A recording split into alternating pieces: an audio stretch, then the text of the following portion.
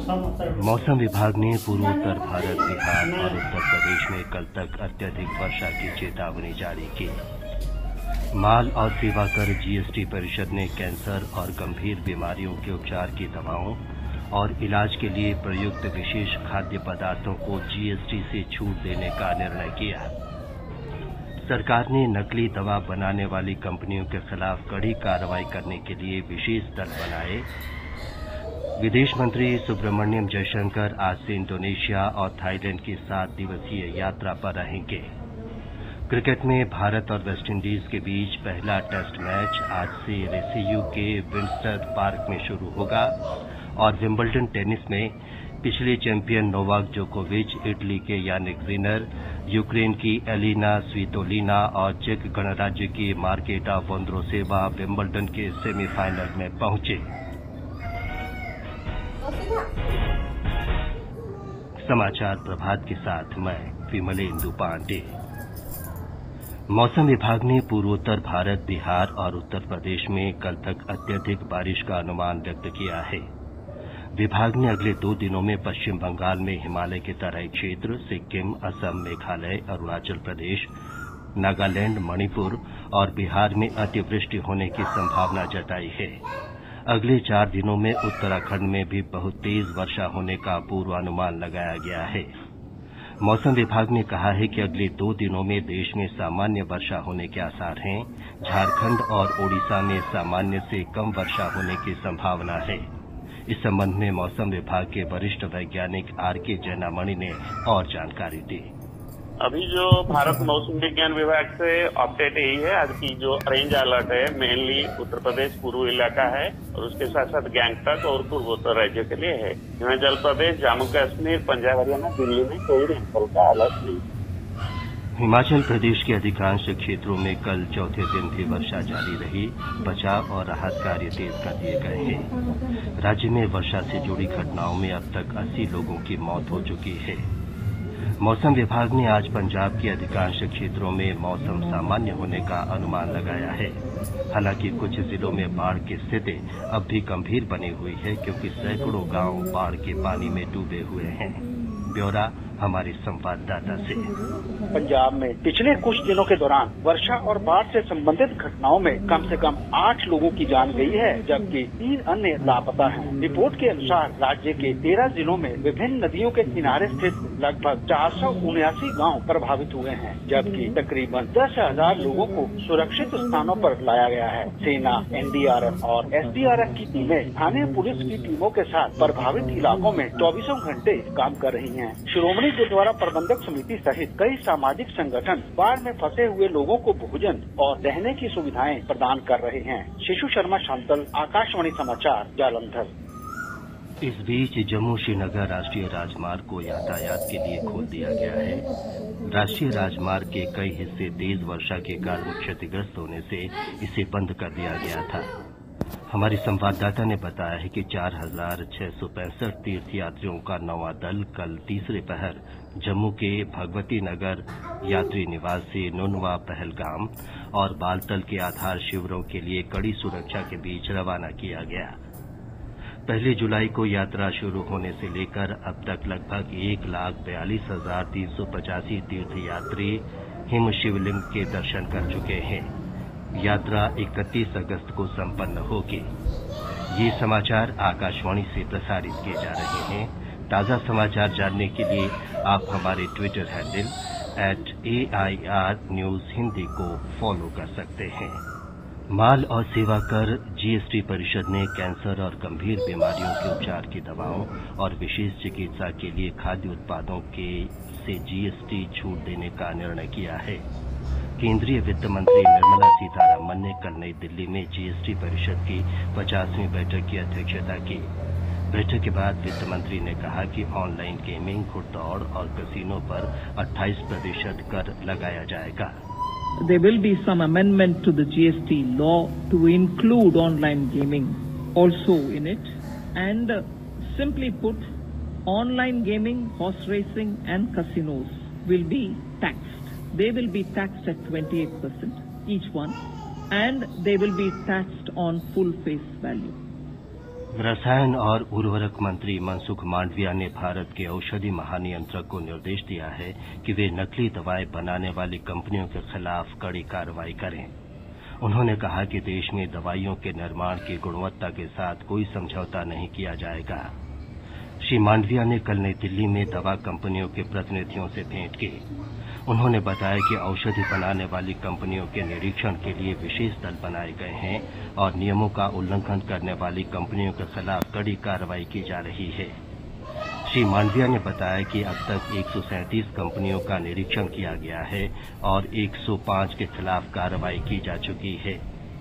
G20 देशों के व्यापार और निवेश कार्य समूह की तीसरी बैठक आज गुजरात के केवड़िया में संपन्न होगी।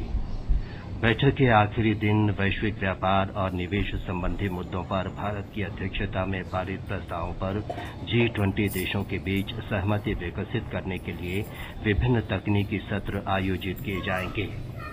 वाणिज्य विभाग के सचिव सुनील बर्थवाल ने कहा है कि भारत सूक्ष्म, लघु और मध्यम उद्यमों को वैश्विक आपूर्ति श्रृंखला से जोड़ने और शैक्षणिक उपाधियों को वैश्विक मान्यता प्रदान करने जैसे मुद्दों पर जोर दे रहा है।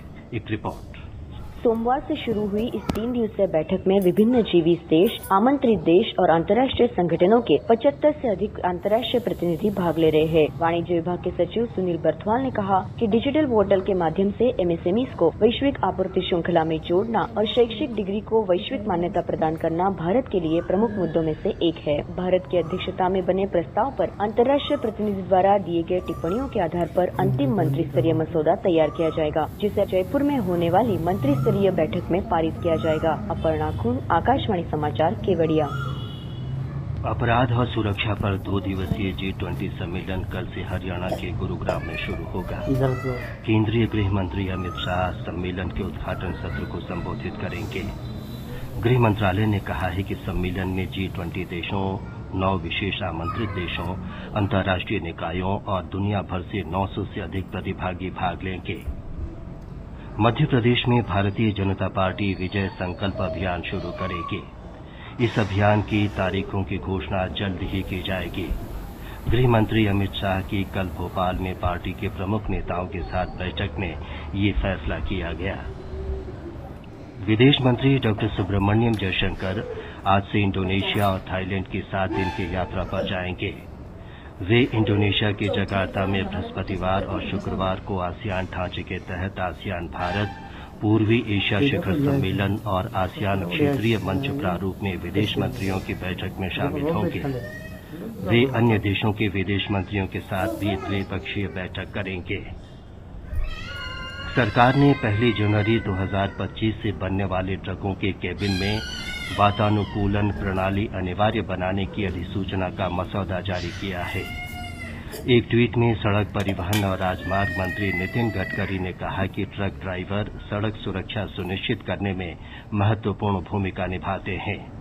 उन्होंने कहा कि वातानुकूलन प्रणाली अनिवार्य बनाने का निर्णय ट्रक ड्राइवरों की कार्य स्थितियों में सुधार की दिशा में ऐतिहासिक सिद्ध होगा। क्रिकेट में भारत और वेस्टइंडीज के बीच 2 मैचों की पहली टेस्ट श्रृंखला आज शाम कैरेबियाई द्वीप के विंडसर पार्क रोसेउ डोमिनिका में आज शाम से शुरू हो रही है। विश्व की नंबर 1 टेस्ट टीम भारत 4 वर्षों में पहली टेस्ट श्रृंखला के लिए कैरेबियाई द्वीप पहुंची है। ये टीम रोहित शर्मा की कप्तानी में विश्व टेस्ट चैंपियनशिप के नए संस्करण की शुरुआत करेगी। पिछले महीने ऑस्ट्रेलिया के विरुद्ध भारतीय टीम ने टेस्ट मैच खेला था। भारत के रोहन बोपन्ना और उनके ऑस्ट्रेलियाई जोड़ीदार मैथ्यू एबडेन लंदन में खेले जा रहे विंबलडन टेनिस टूर्नामेंट के पुरुष डबल्स के क्वार्टर फाइनल में पहुंच गए हैं। आज क्वार्टर फाइनल में बोपन्ना और एबडेन का मुकाबला नीदरलैंड्स की जोड़ी टैलोन ग्रिक्सपुर और बार्ट स्टीवंस से होगा। भारत ने बांग्लादेश से दूसरा महिला 2020 क्रिकेट मैच 8 रन से जीत लिया है। श्रृंखला का तीसरा और अंतिम मैच कल खेला जाएगा। और अब समाचार पत्रों की सुर्खियों के साथ हैं रवि कपूर। धन्यवाद विमलेंदु। उत्तर भारत में बाढ़ और बारिश को अखबारों ने महत्व दिया है। दैनिक भास्कर का शीर्षक है, बारिश बाढ़ से हिमाचल में 3 दिन में 36 लोगों की मृत्यु। कुल्लू में बह गया बाजार, आज भी राहत के आसार नहीं। उत्तराखंड में भी 5 लोगों की मौत, आज बारिश का रेड अलर्ट। अनुच्छेद 370 पर 2 अगस्त से उच्चतम न्यायालय में रोज सुनवाई, जनसत्ता की बड़ी खबर है। मुख्य न्यायाधीश धनंजय यशवंत चंद्रचूड़ की अध्यक्षता वाली 5 न्यायाधीशों की संविधान पीठ ने विभिन्न पक्षों से लिखित प्रतिवेदन और दलीलें देने की समय सीमा 27 जुलाई तय की। माल और सेवाकर जीएसटी परिषद की बैठक पर नवभारत टाइम्स लिखता है, कैंसर दवा पर जीएसटी नहीं, सिनेमाघरों में खान पान सस्ता, साथ ही ऑनलाइन गेमिंग के लिए देना पड़ेगा ज्यादा पैसा। एसयूवी और एमयूवी पर 22% उपकर लगाने का किया गया फैसला। हिंदुस्तान का कहना है, वाहनों की लंबाई के आधार पर जीएसटी उपकर वसूला जाएगा। दुनिया भर में सैन्य शक्तियों पर नजर रखने वाली वेबसाइट ग्लोबल फायर पावर के हवाले से राजस्थान पत्रिका का शीर्षक है, सैन्य शक्ति में भारत चौथे स्थान पर, अमेरिका पहले, रूस और चीन दूसरे और तीसरे स्थान पर है। भारतीय प्रौद्योगिकी संस्थान आईआईटी में छात्रों की आत्महत्या की बढ़ती प्रगति पर हिंदुस्तान की सुर्खी है, छात्रों को आत्महत्या से बचाएगा आईआईटी का 10 सूत्री फार्मूला। अंत में मुख्य समाचार एक बार फिर। मौसम विभाग ने पूर्वोत्तर भारत, बिहार और उत्तर प्रदेश में कल तक अत्यधिक वर्षा की चेतावनी जारी की। माल और सेवा कर जीएसटी परिषद ने कैंसर और गंभीर बीमारियों के उपचार की दवाओं और इलाज के लिए प्रयुक्त विशेष खाद्य पदार्थों को जीएसटी से छूट देने का निर्णय किया। सरकार ने नकली दवा बनाने वाली कंपनियों के खिलाफ कड़ी कार्रवाई करने के लिए विशेष दल बनाए। और विदेश मंत्री डॉक्टर सुब्रमण्यम जयशंकर आज से इंडोनेशिया और थाईलैंड की 7 दिवसीय यात्रा पर रवाना होंगे। क्रिकेट में भारत और वेस्टइंडीज के बीच पहला टेस्ट मैच आज से। इसके साथ ही समाचार प्रभात का ये अंक समाप्त हुआ। नमस्कार।